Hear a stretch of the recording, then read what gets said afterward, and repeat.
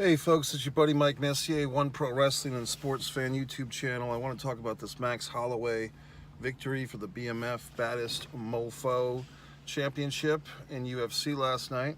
I did watch the whole card, and in fact, I was recording a whole hour-long reaction, live interactive video, and unfortunately the audio stunk, so I erased the whole thing. But my biggest point for the whole night was Max Holloway defeating Justin Gaethje. Sorry, I have a hard time saying his name. Gaethje. Yes, he broke his nose with it was a spinning back kick at the end of the first round. Knocks him out with 1 second left in the fight. Let's talk about some eye pokes, folks. I mean, everyone's just kind of sweeping this under the rug, but before the kick to the nose that broke Justin's nose, Max hit him with 2 eye pokes, 1 in each eye with the thumbs. And people are just blowing this off and thinking it's not a big deal. And oh, that's just part of the game and all that fucking horse shit. But in my opinion, okay, if you look at the chronological events of this fight, the 2 thumb in the eyes, which only got a warning after 2 of them from the referee, after 2 thumb in the eyes, that's when Justin got kicked in the nose at the end of the first round. We will never know one way or the other. We don't have a time machine. This is not a choose your own adventure book. This is a fight, okay, in present tense. So we'll never know what would have happened if those eye pokes were not delivered and received. Justin, to his credit, did not complain, did not bitch, did not milk the time. He could have asked for more time. Everyone, I think, would have understood. Do me a fucking favor, folks. Go back and watch the video. Oh my God, did you hear that? Go back and watch the video. It's all over, YouTube and so forth, of the eye pokes. Because these were pretty vicious eye pokes. I'm not saying that they were deliberate, but I am saying that Max, really got his finger in there. You know what I mean? If you've ever even had glasses and you're adjusting them and sometimes you hit your eye with the glasses, like the edge of your own eyeglasses, the handlebar or whatever. Or if you ever just kind of rub your eye and you rub your eye the wrong way, or if you're playing basketball or something and somebody kind of pokes your eye, that bothers you for many minutes, sometimes it's one of those things that could nag at you for the rest of the day. You're like, oh, I get poked in the eye. I happen to get suntan lotion in my eye quite a bit, okay? With all my sunning, I happen to get the suntan lotion in my eye. And it's really one of the most annoying things. Looking at those eye pokes, once again, cross-reference, don't just take my word for it. When you see how nasty they are, it's really a credit to Justin Gaethje that he kept on fighting. I know I'm slaughtering his last name. But Max, I don't see how this eye poking is just kind of, not discussed. I just watched Chael Sonnen. Congratulations to Chael Sonnen for his Hall of Fame acceptance, which is nice, or induction to be type of thing. And that's great. But Chael Sonnen mentioned nothing about it. And in the post-fight stuff, there was very little reference of the eye poke. There was some mention of it, but no one went out there and said, hey, how does this fight go down if Max Holloway does not get these 2 eye pokes in on this guy? Nobody wanted to take away from Max Holloway's victory. It's seeming like they want to pump this guy up like he's the flavor of the day now because he's got this victory. And people are saying, oh my God, this is the greatest knockout ever in sports. I thoroughly disagree. Chael Sonnen in his video was referencing some Pacquiao getting knocked out in the final seconds of a fight. The fourth, was it the 4th Marquez fight or such thing? I guess I didn't see that one. I'm thinking back, way back, Julio Cesar Chavez was getting his ass kicked for basically 11 rounds against Meldrick Taylor. This is going back, I think, to 1990 or 1991. 12th round comes. I think Julio Cesar Chavez at this point was still undefeated, which he had like a ton of fights, but he was still undefeated at this point.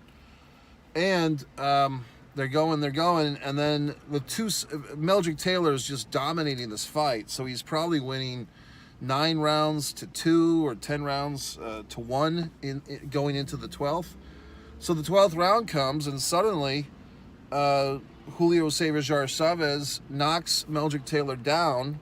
The referee, Richard Steele, calls for an end to the fight with 2 seconds left. Meldrick got to his feet, but the referee stopped it with 2 seconds left. Had Richard Steele allowed them to fight, maybe Chavez gets in 1 punch. And a lot of people at that time were thinking that Meldrick was robbed, and he would have been, I believe, the first guy to beat Julio Cesar Chavez.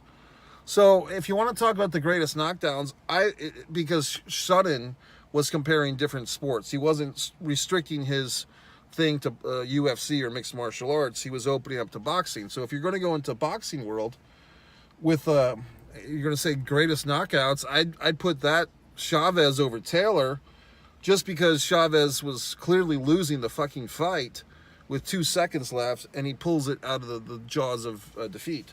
With this one, even with the eye pokes, there was no points taken away, but Max Holloway pretty much was winning the fight on the scorecards as far as everyone thinks. I don't know if those scorecards have been released, but Max Holloway, most people think, was clearly winning the fight, so he basically just put the punctuation mark at the end of the sentence. Instead of just a unanimous decision victory, he gets a knockout victory, and so on and so forth. But once again, I dispute this is the greatest knockout in all of competitive, fighting sports or man-to-man combat sports, whatever you want to call it.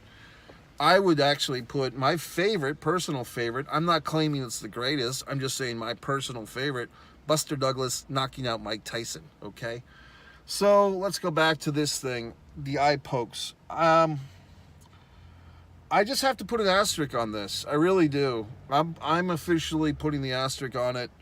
Chael Sonnen, everyone else can sing a song, say how great Max Holloway is. They were telling us on the UFC broadcast, all the fighters were saying Max was their favorite to win.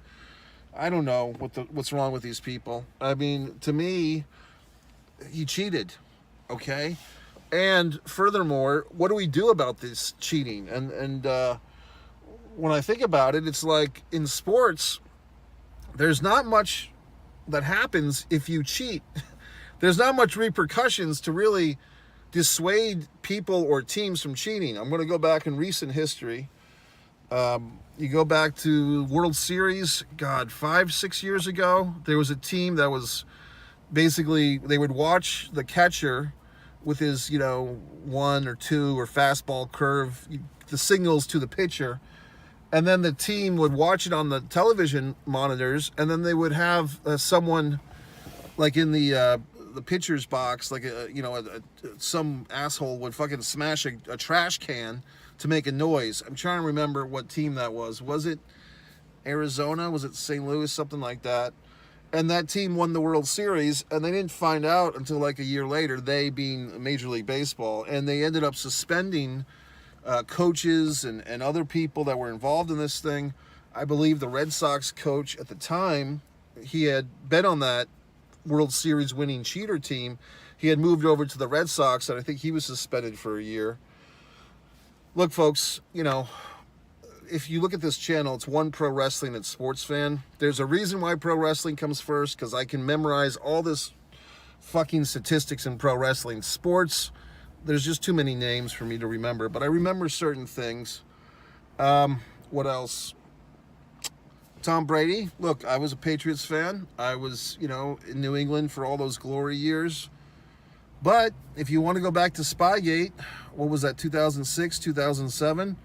The Patriots were busted. I mean, they were putting guys out there with video cameras, and I don't know if Spygate was part of those 3 early, Tom Brady, Belichick victories, or if Spygate came. I'm trying to remember, what years the Spygate. I mean, I don't know if they even know, they being the National Football League. But in any regard, they didn't end up giving back any Super Bowl trophies, and there's no asterisks in any books. I think it's the 1919 World Series team, correct? With Shoeless Joe Jackson and so forth. The team that was accused of throwing the World Series. So, you know, and I think they all get suspended for life, those players. Pete Rose gets suspended for life for betting.